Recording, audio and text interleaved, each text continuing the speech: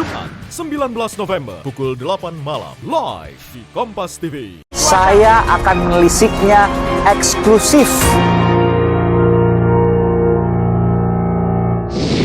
Deklarasi pertama di sini ya? Iya betul. Ini restoran nih, bukan kantor nih ya? Betul betul. Jadi nyewa restoran buat deklarasi. Iya. Itu kan butuh biaya. Berapa sih waktu itu biayanya? Nggak nyampe 1,5 juta.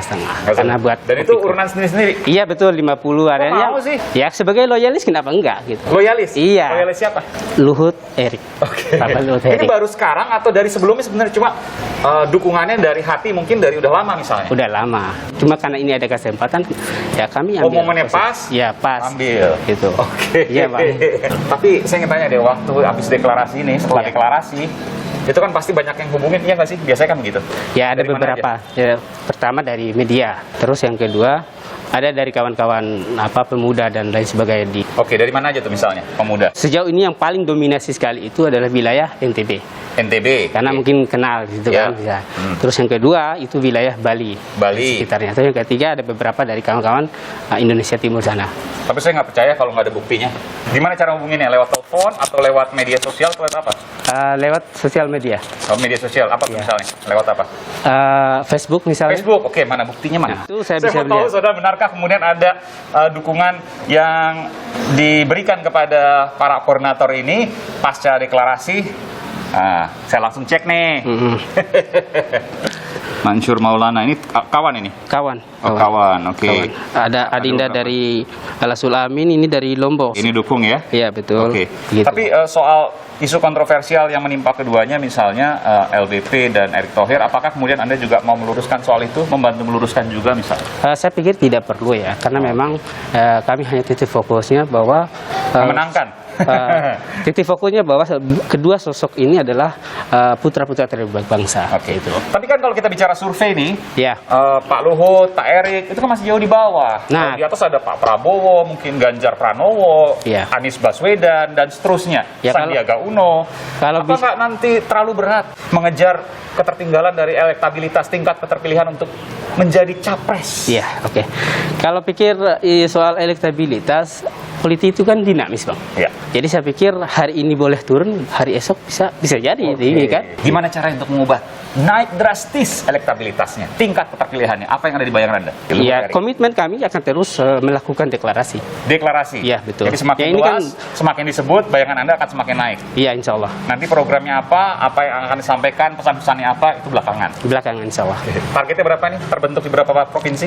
Kalau bisa di seluruh pelosok Nusantara, Indonesia. Bahkan sampai pelosok? Iya, insya Allah, insya Allah. Yes. Ya kan, ini kan RI 1 yang nggak mungkin sedikit-sedikit gitu. Dan waktu masih cukup panjang, masih ada waktu untuk berkembang. Iya, Dan insya Anda Allah. menolak kalau dikatakan sebagai relawan jadi-jadian, bukan ya? Bukan insya Allah. Kalau tidak percaya dengan pernyataan saya itu ya silakan aja cari.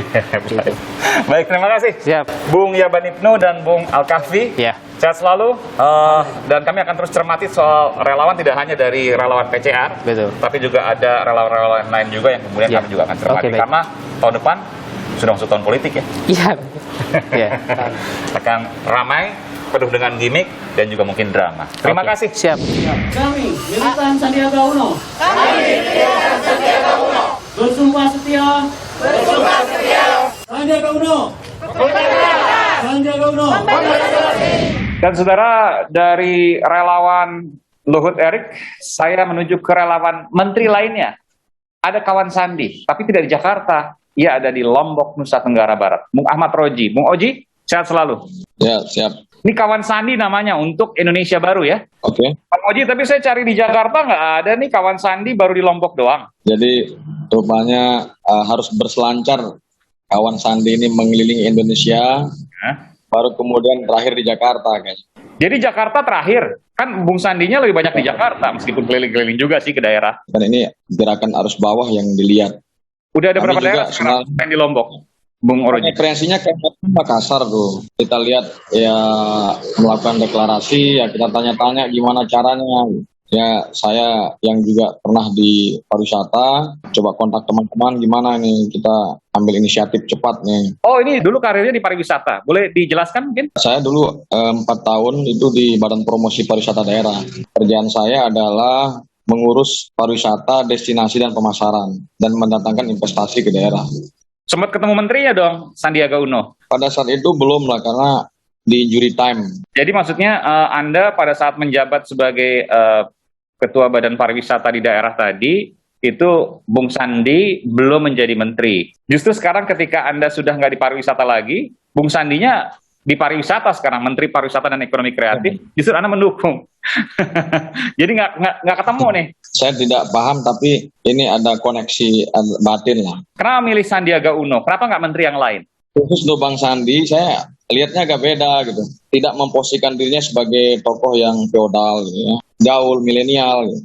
Dan ini kan karakter-karakter pemimpin yang memang hari ini disukai oleh masyarakat. Sekarang Ya. Bung Sandi usahanya apa sih, bisnisnya? Saat ini 3 tahun lalu mendirikan bisnis kuliner semacam tongkrongan lah. Sudah pernah ketemu Sandiaga Uno? Ketemunya pas di ini kemarin tuh, pas datang ke Lombok aja.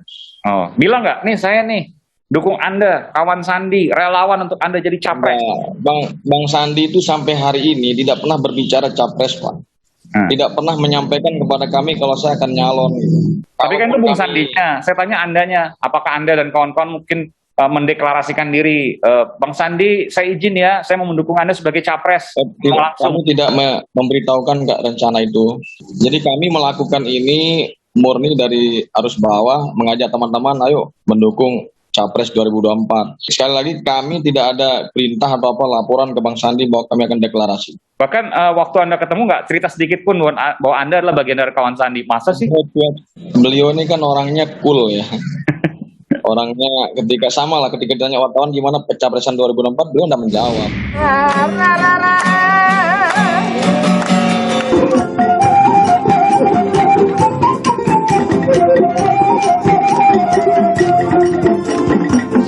Ke depan, bagaimana caranya untuk meningkatkan tingkat keterpilihan, elektabilitas Sandiaga Uno? Karena di atasnya ada tuh, ada Pak Prabowo, ada Anies Baswedan, ada Ganjar Pranowo. Begini, kami ini kan sedang bekerja, dan pekerjaan kami sejak kemarin itu adalah deklarasi, kemudian mengadakan acara vaksin rakyat, gitu kan. Kemudian juga akan bekerja sama dengan lembaga-lembaga lain untuk penghijauan di kawasan Mandalika. Gitu. Jadi seluruh aktivitas yang berhubungan dengan elektabilitas dan popularitas melalui kawan Sandi, kami akan terus upayakan itu. Kami akan memainkan di media sosial dan sebagainya, sehingga setidak-tidaknya ikhtiar kami ini ada peningkatan elektabilitas popularitas beliau. Sudah ada di berapa provinsi sekarang? Udah mau mencapai 10. Rencananya kami terus-menerus akan konsolidasi di semua kabupaten, kota, provinsi. Nanti di titik akhirnya mungkin di Jakarta. Gitu. Dan yakin bahwa nanti Bung Sandi jadi capres? Kami yakin beliau jadi presiden, bukan calon alternatif presiden 2024. Presiden 2024. Oke, boleh kita lihat lambangnya, geser sedikit. Kawan Sandi untuk Indonesia Baru. Oh, itu lambangnya ya. Tapi baliho-baliho ini rumah baru di NTB. Sekaligus sebagai sekretariatnya nih. Saya yakin setiap perjuangan pasti ada hasil. Kita mulai dulu untuk memenangkan Pak Sandi. Baik. Ini yel-yel kami nih, yel-yel yang kami ini. Sandi Uno pekerja keras, Sandi Uno pemberi solusi, Sandi Uno Presiden Baru 2024 untuk Indonesia. Oke, baik. Terima kasih Bung Ahmad Roji, Koordinator Kawan Sandi untuk Indonesia Baru. Dan yakin betul bahwa Sandiaga Uno akan nyapres 2024 ya, bahkan bukan hanya nyapres, jadi presiden menurut Anda ya? Siap. Oke, baik. Terima kasih Bung Oji, sehat selalu.